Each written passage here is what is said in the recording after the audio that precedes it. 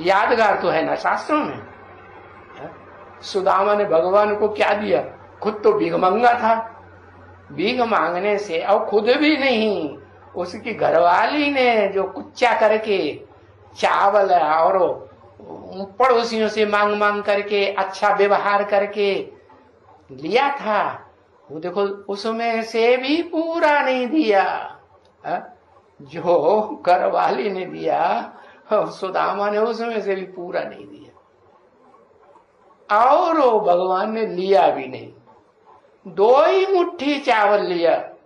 क्या? एक मुट्ठी में क्या किया? एक मुट्ठी में स्वर्गलोक मिल गया, महलवाणियां मिल गई, और दूसरी मुट्ठी में अरे 21 जन्मों का ही देते हैं कि 21 जन्म सतयुग त्रेता के हिसाब से 63 जन्म का भी हिसाब बनता है। तो नरक की दुनिया में भी बहुत कुछ मिलता है। ऐसे नहीं 21 जन्म के लिए देते हैं, कितने जन्म के लिए देते हैं? कम से कम कोई कोई बच्चे तो ऐसे हैं जो 82-83 जन्म भी बहुत सुखी रहते हैं। भीख मांगने की दरकार ही नहीं। क्यों? क्योंकि बाबा तो कोई भिखमंगा बनाने के लिए थोड़े ही आए हैं, बाबा नौकर चाकर बनाने के लिए आए हैं। अरे नौकर चाकर तो आज की गवर्नमेंट बनाई रही है, जो विदेशियों की पढ़ाई पढ़ करके पढ़ाई पढ़ा करके नौकर चाकर दास दासी बना के रखा हुआ है। अंग्रेजों ने क्या सिखाया? सिलेवरी सिखाई ना। चाहे वो अफ्रीका में स्लेव बनाए हों और चाहे इंडिया में स्लेव बनाए हों, ये जो पढ़ाई जा रही है प्रजातंत्र गवर्नमेंट में, देश देशांतर में, ये सारी विदेशी पढ़ाई जो है वो क्या बनाती है? राजा बनाती है, दास दासी बनाती है। बाप कहते हैं मैं तो तुमको क्या बनाता हूं? तुम बच्चे तो बहुत गरीब हो, मैं गरीब निवाद हूं ना, गरीबों को उठाता हूं। तो जो गरीब बच्चे हैं जिनका गायन हुआ सुदामा के रूप में, कोई एक सुदामा की बात नहीं है। चलो अव्वल नंबर की गायन हो जाता है, अव्वल नंबर अर्जुन का गायन, अव्वल नंबर सुदामा का गायन, वो तो ठीक है। लेकिन उस अव्वल नंबर ने क्या दिया? बड़े ते बड़े गरीबों को देख करके छोटों ने फॉलो किया कि नहीं? नहीं करते हैं। बड़ों को देख के छोटे फॉलो करते हैं। जैसे कर्म बड़े करेंगे, बड़ों को देख करके छोटे। बाप क्या पढ़ाई पढ़ाते हैं?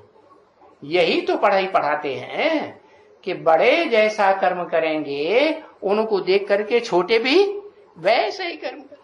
तो देखो सुदामा ने 2 मुट्ठी चावल दी, एक मुट्ठी में स्वर्ग का सुख ले लिया और दूसरी मुट्ठी में नरक का भी जन्म जन्मांतर का सुख राजा बन के लिया, या 4th क्लास प्रजा बन के लिया है?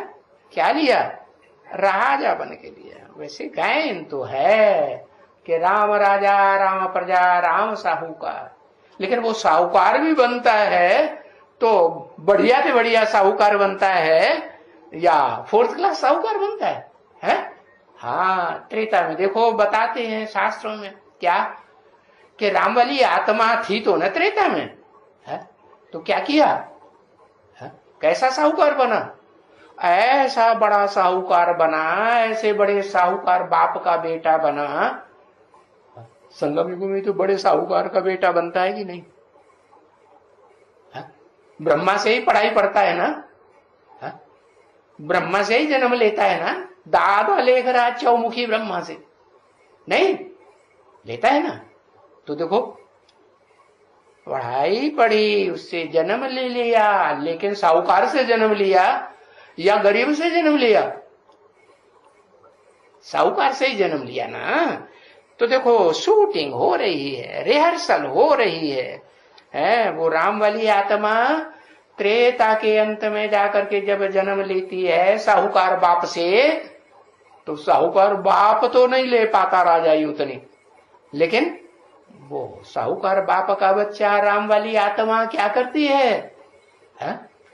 हाँ, जो सतयुग की 8वीं पीढ़ी में नारायण बनता है, राजा होता है, उस समय उसकी सारी राजाई, हाँ, जो लोन दिया है ना साहूकार ने, किसको?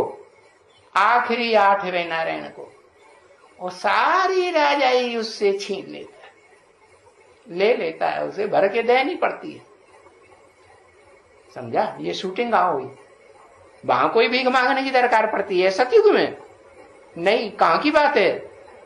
यहां संगम युग में वो जो 8वां नारायण है ना, वो बजाय ईश्वरीय सेवा करने के अपना मान मर्तबा लेने में लगा हुआ था, हवाई जहाजों में घूमता था। क्या नाम दिया? महर्षि योगी। मुरली में नाम दिया ना महर्षि योगी, तो कहो तो हवाई जहाज है, हवाई जहाजों में घूमता रहे। अरे अभी ईश्वरीय सेवा करने का टाइम है, भिखमंगों को, जो भी ब्राह्मण हैं वो भीख मांग रहे हैं कि नहीं? बिना भीख मांगे मिल जाता है? अरे कोई देते हैं तो ये समझ के देते हैं कि भाई इनके पास ये तो फुल सरेंडर है, ईश्वरीय सेवा में लगे हुए हैं, तो इनके पास कहां से आएगा? तो इसीलिए देते हैं ना। क्या समझ के देते हैं? गरीब हैं इसलिए देते हैं ना। तो भीख मांग के मिला या तुमने अपनी कमाई की? कैसे मिला? भीख मांग के मिला ना। चलो, कटोरा सिल्वर का नहीं लिया ब्रह्मा कुमार कुमारियों की तरह, तथाकथित की तरह, कि भाई पेटी टांग दी, दान पात्र टांग दिया, दे दो, ऐसा किया नहीं। थोड़ा पढ़ाई अच्छी पढ़ी है तो थोड़ा रॉयल्टी से लेते हैं। तो बताया 2 मुट्ठी चावल की सुदामा ने दी और महल माड़ियां ले लिए। तो ये तो सबसे अच्छा हुआ ना। तो भी देखो क्या है जो लिया पीछे फिर मरी पड़ी है? क्या मरी पड़ी? वो सुदामा की आत्मा अंतिम जन्म में पीछे आकर के इस ड्रामा में मरी पड़ी है या कोई जिंदगी जी रही है? अरे गरीबी सबसे बुरी चीज है। क्या नहीं? दरिद्र संपातक पुंजा। क्या गरीबी से बड़ा कोई पाप का ढेर नहीं है। इतना बड़ा पहाड़ जैसा ढेर है। हाँ, तो बताया अभी अंतिम जन्म में देखो वो सुदामा की आत्मा कैसी जिंदगी जिया। अरे अंतिम जन्म में, संगम युग में जब वो जन्म लेकर के आती है, दूसरा जन्म लेके आती ना, पहला जन्म तो लिया होगा कहां? वो राम वाली आत्मा फेल हो गई। कहां फेल हो गई? और मंडली में फेल हुई ना पढ़ाई में, तो वहां फेल हो गई। जरूर कोई ऐसा कर्म किया होगा जो गरीब बनना पड़ा। वो शास्त्र में गायन है कि नहीं सुदामा का? क्या गायन है?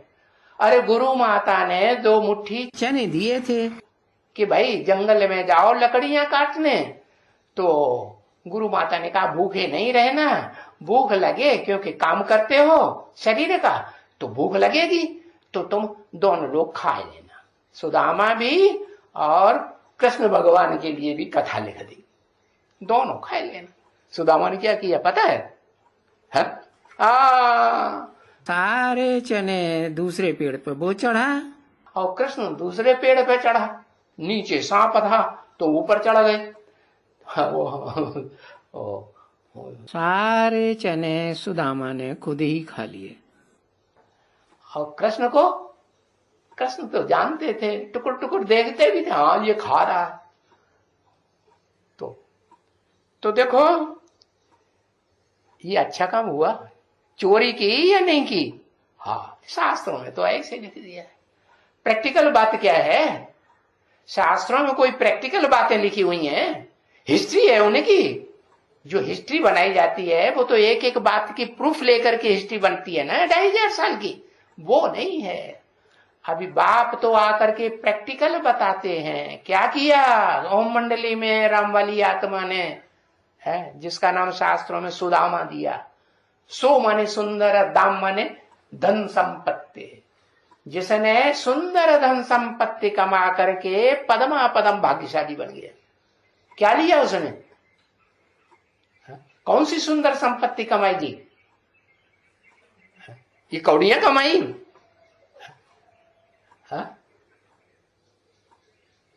रतन कमाए? सोना चांदी कमाया? क्या कमाया? सोना चांदी कमाया? हाँ, ज्ञान धन कमाया। और वो भी ज्ञान धन रावण का दिया हुआ अनेक सिरों का ज्ञान धन कमाया, या एक राम को पहचान करके राम के सिर से वो निराकार राम, कौन जिसके लिए कहा जाता है रम्मिते योगिनो यस्मिनीति राम, वो निराकार शिव आत्माओं का बाप। निराकार आत्माएं होती है ना, तो निराकार आत्माओं का बाप निराकार शिव आकर के है वो मुकर्रर रथ के मस्तक में प्रवेश करते हैं ना। हाँ, तो वो एक सिर हुआ राम का। रामलीला दिखाते हैं तो राम को एक सिर और रावण को अनेक सिर दिखाते। कहां की यादगार? अभी इस दुनिया में जो 10 मुख्य धर्म फैले हुए हैं, सारे तमो प्रधान बन गए कि नहीं? उन धर्मों का जो अपने अपने धर्मों का धर्म पिता है वो भी तो तमो प्रधान बना होगा ना। सबसे ज्यादा कि सबसे कम? सबसे ज्यादा तमो प्रधान। क्यों बना? हा? कोई कर्म ऐसा किया ना उस सुदामा राम वाली आत्मा ने। क्या कर्म किया कि ब्रह्मा बाबा की दुकान का जो भी धन संपत्ति आधे आधे की तय हुई थी कि भाई पैसा ब्रह्मा बाबा का, दादा लेखराज का, और तुम दुकान संभालोगे। भागीदार ने दुकान संभाली ना, तो तुम उसमें से आधा ले लेना है। तो उसने तो ये विश्वास दे करके दिया कि ये तो हमारा बहनोई भी है और हमारा नौकर भी है, हमारी दुकान का सबसे अच्छा समझा जाने वाला, जिसे हमने बहुत सच्चा साफ दिल समझा, उसको भागीदार बना दिया। तो बुरा किया? विश्वास के आधार पर किया ना। उसने विश्वास निभाया कि तोड़ दिया? उसने विश्वास नहीं निभाया है। वो भी दुकान बंद करके सारा पैसा इकट्ठा करके सिंध हैदराबाद में गया और उसने पूरा पैसा उनको नहीं दिया, थोड़ा बहुत पैसा दे दिया और सारा अपने पास रख लिया, ये समझ के अरे ये तो बुद्धू है, कुछ नहीं जानता है। बुद्धू न होता तो ये सारी दुनिया में घूम घाम के अब से साक्षात्कारों का रहस्य पूछने के लिए मेरे पास क्यों आता? तो अपन को बहुत बुद्धिमान, बुद्धिमानों की बुद्धि भगवान समझ के बैठ गया। बैठा कि नहीं है? भगवान, मैं पतित पावन भगवान। तो देखो चालाकी की ना है कि सच्चाई की। अरे भाव तो भले अच्छा था, भले अच्छा भाव था, लेकिन समाज के हिसाब से और सरकार के हिसाब से चालाकी की या नहीं की? है चालाकी की। हाँ, और बाबा क्या सिखाते हैं? सरकार के नियम कानून भी मानने हैं, समाज के नियम कानून भी मानने हैं, और उन कानूनों को, नियम कानून को मानते हुए जो बाबा सिखाते हैं उसको भी युक्ति से है मानना है। मानना ही नहीं, चलना भी है, लेकिन युक्ति से चलना है। जो सांप मरे न लाठी टूटे। तो देखो अब वो आत्मा जिंदगी कैसी जिया उसने, 68 की बात, मरी पड़ी है माने जिंदगी जी रही है कि जैसे मर मर के जी रही है? अरे गरीबों की क्या जिंदगी है? तन पे कपड़ा नहीं, खाने के लिए रोटी नहीं। अरे बाबा तो कहते हैं मैं ऐसे गांव में आके जन्म लेता हूं जहां के लोगों को भरपेट रोटी भी खाने को सूखी रोटी नहीं मिलती। क्या नहीं तो आदमी को अगर सूखी रोटी मिले नमक की तो जिंदा रह सकता है कि नहीं है? अच्छा पुरुषार्थ कर सकता है कि नहीं है? हाँ, कमाई कर सकता है कि नहीं कर सकता है। तो वो भी नहीं मिलती, ऐसे गांव में मैं आता हूं। तो देखो है